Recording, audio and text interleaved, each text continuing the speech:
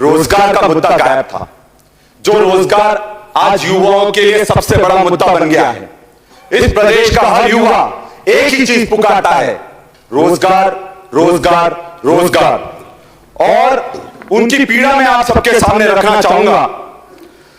बेरोजगार हैं साहब, इन्हें रोजगार चाहिए। भ्रष्टाचार में लोग खूब नौकरी पा रहे हैं, रिश्वत की कमाई खूब मजे से खा रहे हैं। नौकरी पाने के लिए यहां जुगाड़ चाहिए। बेरोजगार हैं साहब, इन्हें रोजगार चाहिए। टैलेंट की कोई कमी नहीं मध्य प्रदेश की सड़कों पर। दुनिया बदल देंगे, भरोसा करो इन लड़कों पर। कैसे मिले नौकरी जब नौकरी ही बिकी जा रही है। नौकरी की प्रक्रिया में अब तो सुधार चाहिए। बेरोजगार हैं साहब, इन्हें रोजगार चाहिए। साहब, मैं सभी यहां पर उपस्थित विधायकों को मैं एक चीज कहना चाहूंगा कि रोजगार का महत्व आज सबसे ज्यादा हो गया है। मैं खुद कॉम्पिटिटिव प्रतियोगिता परीक्षा से निकलकर डॉक्टर बना, सर्जन बना, और उस प्रतियोगिता परीक्षा की मैं पीड़ा समझता हूं कि जब 3-3, 4-4 साल आपकी परीक्षा नहीं आती, परीक्षा आती है तो रिजल्ट नहीं आता, रिजल्ट आता है तो उसमें भ्रष्टाचार हो जाता है। और यह सबसे बड़ी चुनौती इसलिए भी है क्योंकि मध्य प्रदेश में जब भी बच्चा कोई परीक्षा देता है तो वो बच्चा परीक्षा नहीं दे रहा होता सर, पूरा परिवार परीक्षा दे रहा होता है। और परिवार को डर लगा रहता है कहीं बच्चे के मानसिक संतुलन ना बिगड़ जाए और बच्चा आत्महत्या ना कर ले। यह हकीकत है। और यही सी स्थिति 2 दिन पहले इंदौर के एक बालक ने एमपीपीएससी की जो तैयारी कर रहा था, उसने आत्महत्या कर ली। उसके आत्महत्या करने से शायद कुछ लोगों को फर्क नहीं पड़ेगा, पर यह सिस्टम के मुंह पर जबरदस्त तमाचा है। क्योंकि आज अगर हम अपने बच्चों को रोजगार नहीं दे पा रहे हैं तो हम उनके लिए कुछ अच्छा नहीं कर रहे हैं। और सबसे बड़ी बात मैं सभापति जी के सामने रखूंगा।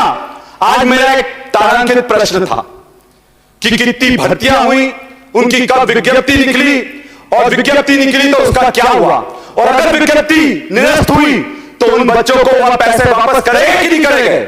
मैं आपको बताना चाहूंगा सभापति जी, उस प्रश्न का मुझे उत्तर नहीं दिया गया।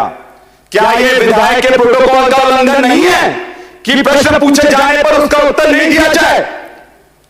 मैं एक और बात कहता हूं कि मध्य प्रदेश में सरकार, मुख्यमंत्री बहुत वादे करते हैं, और जिस तरह के वादे अतिथि शिक्षकों के साथ किए गए, अतिथि विद्वानों के साथ किए गए, आशा कार्यकर्ताओं, आंगनवाड़ियों के साथ करेंगे, सबको छल लिया गया है।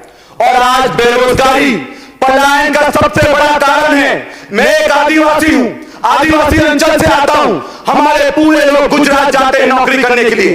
क्या कारण है कि उनका रोजगार झाबुआ में नहीं मिल पाता, आदिवासी अंचल में नहीं मिल पाता, उनको बाहर पलायन करना पड़ता है क्योंकि उनके पास रोजगार नहीं है। क्या कारण है मध्य प्रदेश में एसटी एससी बैकलॉग के 1.5 लाख से ज्यादा पद खाली पड़े हुए हैं। क्या कारण है कि आदिवासियों के लिए जो पैसा आता है, जो उनके अधिकार का पैसा है, ट्राइबल सब प्लान का पैसा है, उसका 207 करोड़ रुपए दूसरे विभाग में दे दिया जाता है। ये शर्म की बात है सभापति जी। और सबसे बड़ी बात, मध्य प्रदेश में रिटायरमेंट की उम्र 62 से बढ़ाकर 65 करने जा रहे हैं। 5 लाख लड्डुओं की तो बात बता रहे हो, पर 5 लाख रोजगार कब दो ये भी बताओगे हम आपको। और 5 लाख रोजगार जिनको मिलना था आपने उनको हटा दिया। आपको ये समझना चाहिए कि अगर आप कोई सेवानिवृत्त 5 लाख लोग हो रहे हैं तो 5 लाख युवाओं को रोजगार मिल जाता, 5 लाख कर्मचारियों को प्रमोशन मिल जाता। और सबसे बड़ी बात है, जो जिन लोगों को आपने 62 से 65 साल का रिटायरमेंट एज करी है, वो भी नौकरी नहीं करना चाहते, उनको जबरदस्ती नौकरी करवाई जा रही है। मैं एक बात आप सबसे खुलकर कहता हूं कि रोजगार को लेकर बहुत सारी बातें हैं, पर हमको एक परिवार के रूप में इस पर कुछ ना कुछ काम करना पड़ेगा। क्योंकि अगर हम उन युवाओं को रोजगार नहीं दे पाए, आप कब तक उनको लाठियों से डराओगे, कब तक दंडों से डराओगे, कब तक जेलों में बंद करोगे? अगर एक भगत सिंह बन गया तो सबको तबाह करता रख देगा, क्योंकि हम लोग भगत सिंह बनना नहीं चाहते हैं। हम लोग वो हाथ में चीज लेना नहीं चाहते हैं, क्योंकि यह महात्मा गांधी का देश है और हम जानते हैं कि हमारे अंदर भी भगत सिंह है, हमारे अंदर भी चंद्रशेखर आजाद है, और हम लड़ने से पीछे नहीं हटने वाले।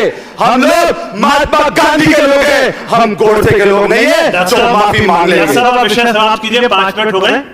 आज मैं 2 पंक्तियों के साथ अपनी बात को समाप्त करना चाहूंगा कि मध्य प्रदेश में युवाओं की क्या स्थिति है। पिछले 2 दशकों में मध्य प्रदेश में बेरोजगारों की एक ही कहानी है, दर दर भटक कर युवा झोंक रहे अपनी जवानी है, अपनी जवानी है। बहुत बहुत धन्यवाद। Thank you. शैलेंद्र जैन जी, सम्मानित सदस्य।